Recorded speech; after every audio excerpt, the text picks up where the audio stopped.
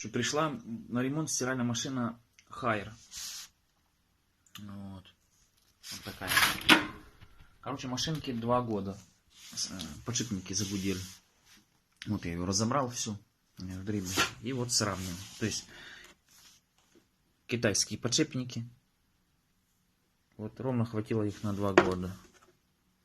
Вот такие. Вот китайский сальник. Вообще качество говно. Будем устанавливать на нее приобретенные подшипнички. Уже с остальным защитным. Потом это СКФ. СКФ.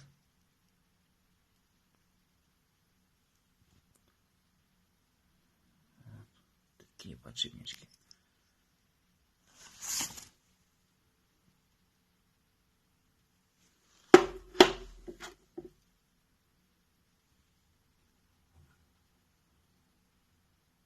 Франции.